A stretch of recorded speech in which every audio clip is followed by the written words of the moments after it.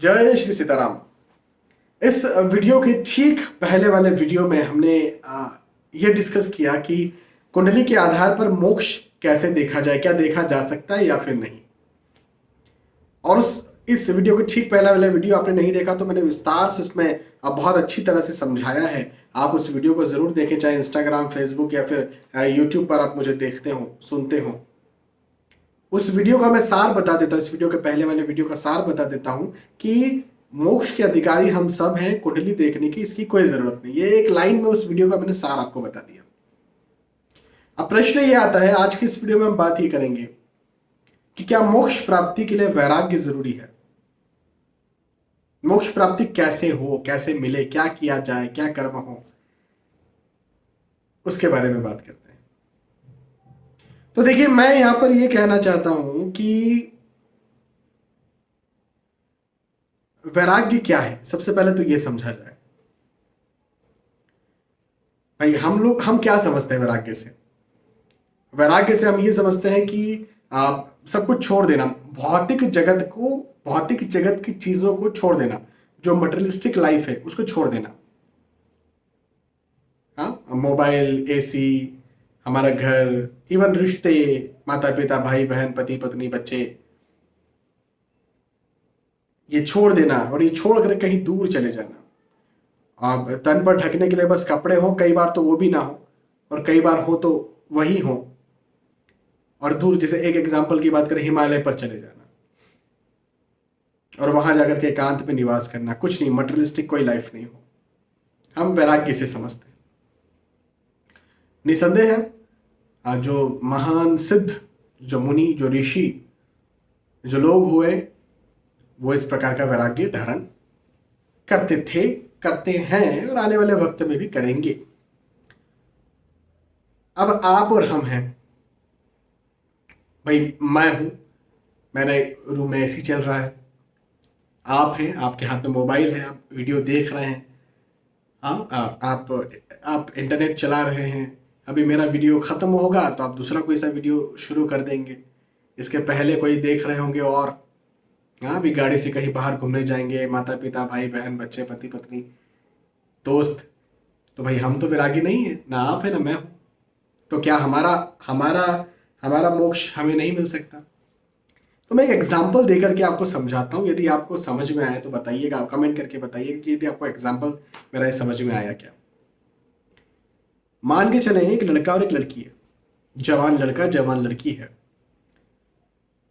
और वो एक दूसरे से बेहद बेहद बेहद प्रेम रखते हैं, शादी करने वाला सच्चा प्रेम, त्याग वाले प्रेम की बात कर रहा हूं, एक दूसरे से बेहद प्रेम रखते हैं।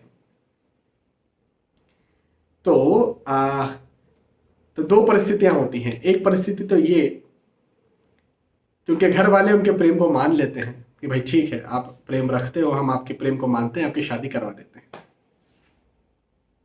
तो उनकी शादी हो गई, शादी करवा दी, तो दोनों को एक दूसरे का प्रेम मिल गया। और एक स्थिति ये होती है कि घर वाले अपोजिशन में हैं, विपरीत हैं, और उन लड़का लड़की ने क्या डिसीजन लिया, उन्होंने डिसीजन लिया कि भाग जाते हैं और कहीं दूर चले जाते हैं और वहां जाकर के शादी करते हैं और वो भाग जाते हैं।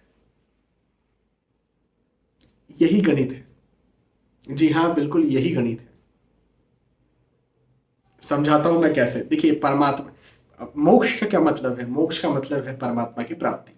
अब वो परमात्मा आप निराकार कहते हैं, आप साकार कहते हैं, श्री राम कहते हैं, श्री कृष्ण कहते हैं, निर्गुण ब्रह्म कहते हैं, है ना। हालांकि हमें सनातन धर्म में ये कहा गया है कि जिनके रूप का वर्णन आप कर सकते हैं उन्हीं से आपको प्रेम होगा।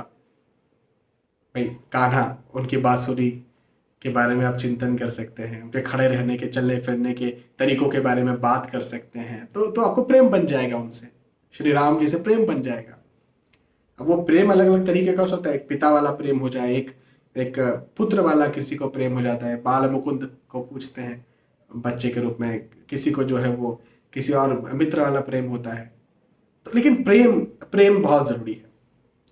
तो जब आपको परमात्मा से प्रेम हुआ, मैं यहाँ पर स्वरूप, साकार रूप की बात कर रहा हूं, जब आपको श्री राम से, श्री कृष्ण भगवान से प्रेम हो गया,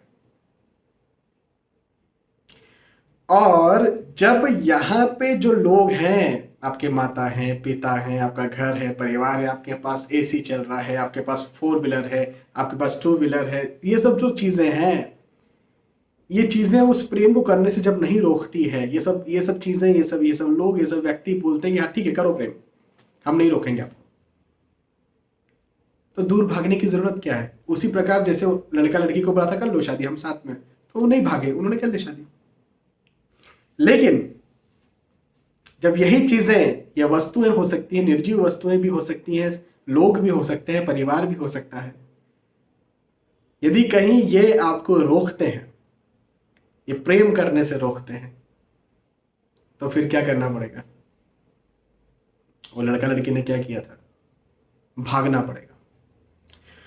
तो वही बात है, जो भागने की बात है ना, बस वही बात है कि मुझे यहाँ पर ये लोग रोक रहे हैं, मुझे भागना है। और और जो परम वैराग्य धारण करके लोग भाग जाते हैं कि मेरे को इन लोगों से मतलब नहीं है, ये लोग मुझे रोकते हैं, ये चीज़ नहीं चाहिए मुझे, एसी मुझे परेशान करता है, मुझे 4 व्हीलर में घूमने का मन बहुत करता है, मुझे दोस्त लोग बहुत बार बार बोलते हैं, माता पिता बच्चे भाई बहन बहुत परेशान करते हैं, मैं बड़ा फंस जाता हूँ नौकरी वगैरह में, मेरे को तो भागना है।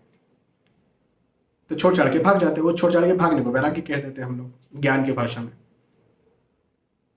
अब चूंकि लड़का लड़की भाग गए तो वो भौतिकता थी, वो परम लक्ष्य की प्राप्ति नहीं थी, वो मोक्ष की प्राप्ति नहीं थी, इस वजह से वो उसको खराब कहते हैं। ऐसा होना भी नहीं चाहिए, बिल्कुल खराब बात है, क्योंकि वो भौतिकता है। मरने के बाद क्या, लड़का लड़की कहाँ जाएंगे मरने के बाद?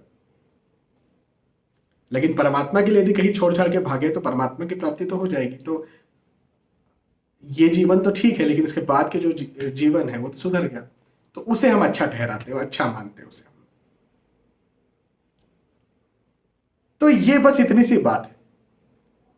तो कहने का क्या मतलब निकला? वैराग्य की जरूरत नहीं है, या जरूरत है भी, वहां जरूरत नहीं है जहां पर कोई रोकता नहीं है। वो चाहे परिस्थितियां हो, चाहे वस्तुएं हो, निर्जीव वस्तुएं हो, चाहे लोग हो, रिश्तेदार हो, दोस्त हो, वो रोकते नहीं है तो बिल्कुल आप लगे रहिए, यहीं लगे रहिए। और यदि आपको रोकते हैं और आपका लक्ष्य यदि परम ब्रह्म की प्राप्ति है तो भागना पड़ेगा भैया, कोई कोई रास्ता नहीं है। तो बस इतनी सी बात है, इतना सा खेल है, इतना सा गणित है। हाँ, सबसे बड़ी बात, भाव बस से कृपा निधाना। भगवान भाव के बस में है। भाव मतलब प्रेम। बहुत ज्ञान होना चाहिए हमें, बहुत ज्ञानी होना पड़ेगा, प्रेम लेना पड़ेगा बस। कैसा प्रेम लेना पड़ेगा? हमको तो आता ही नहीं। आता है भाई, आपने आपकी माँ से कभी प्रेम किया ना? आज भी करते हो ना? एक समय था ना जब माँ नहीं दिखती थी तो रोते थे ना, बहुत बहुत रोते थे ना, हालत खराब हो जाती थी। उसी प्रेम की बात है। आता है आपको प्रेम? किया है आपने, लेकिन भौतिकता से प्रेम न करके जो है वो परमात्मा से प्रेम किया जाए। और श्री राम श्री कृष्ण सगुण रूप है परमात्मा के, निर्गुण रूप भी है, लेकिन निर्गुण रूप को पूजना, उनके बारे में बातें करना, उनसे प्रेम करना बड़ा मुश्किल है ना। क्या क्या बातें करोगे? निर्गुण परब्रह्म में उनको क्या बोलोगे? क्या नाम है उनका? उनके बारे में क्या बोलोगे? कैसे प्रेम हो सकता है उनसे? लेकिन श्री कृष्ण के बारे में कह सकते हो, छोटे से हैं, बड़े नटखट से हैं, अभी वहां वहां गए थे तो वहां पर से ऐसा करते थे, वो वैसा करते थे, तो उनसे प्रेम हो सकता है। माखन चोरते थे तो उनसे प्रेम हो सकता है। हाँ, तो आप इस बात को ध्यान रखें। और ये वीडियो सिर्फ आध्यात्मिक लोगों के लिए था, उन सब लोगों के लिए नहीं था जो मटेरियलिस्टिक लाइफ को ही सब कुछ समझते हैं।